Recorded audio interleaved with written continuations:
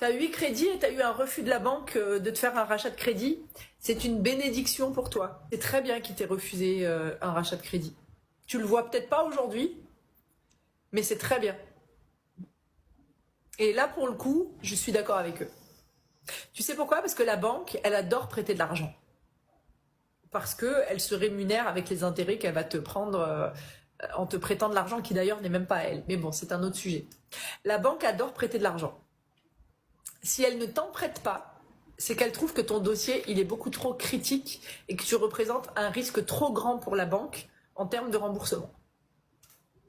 Et c'est là où elle va dire non, on peut rien pour vous. Je parle d'expérience parce que moi j'ai eu ce même réflexe de pauvre et j'appelle ça un réflexe de pauvre et j'assume d'aller se dire qu'un rachat de crédit va solutionner nos problèmes. J'ai eu 4 refus. Ma banque déjà.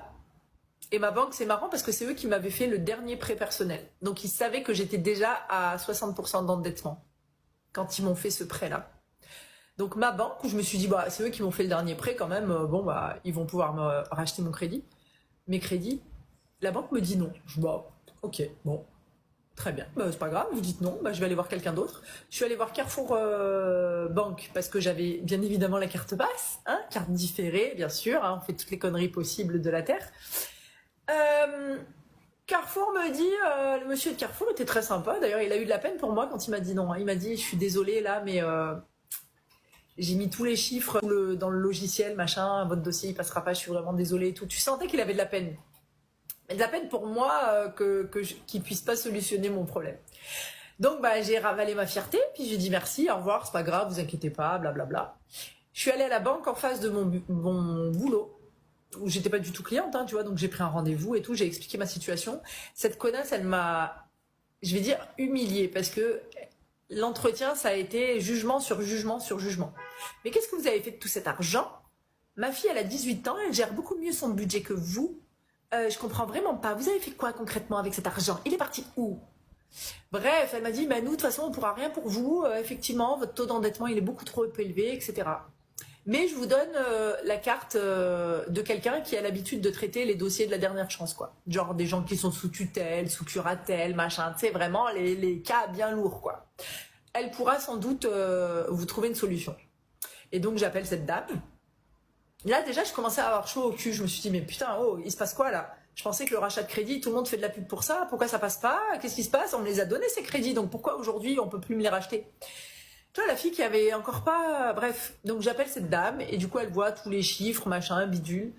Et elle me dit, bah non, on pourra rien faire en l'état. Et ben là, tu fais quoi? Tu pleures, t'es enragé, t'es énervé. Et en fait, ça a été, ces 4 refus-là ont été la meilleure chose qui me soit arrivée. Parce que si jamais j'avais fait un rachat de crédit, je serais encore aujourd'hui, 7 ans après, 6 ans après, en train de payer. Je me suis désendettée de 18 000 € en 1 an et demi. Là où un rachat de crédit m'aurait pris 5 ans, 6 ans, 7 ans. J'ai fait le travail seul en 1 an et demi. J'ai gagné 5 ans de vie, 5 ans de remboursement, 5 ans de revenus dans ma poche. Grâce à ça, je suis bien loin aujourd'hui de ce que j'étais quand j'étais endettée. Donc, Aurélie, ces refus, c'est une bénédiction pour toi. Ça veut dire qu'il faut que tu t'attaques sérieusement à tes problèmes maintenant.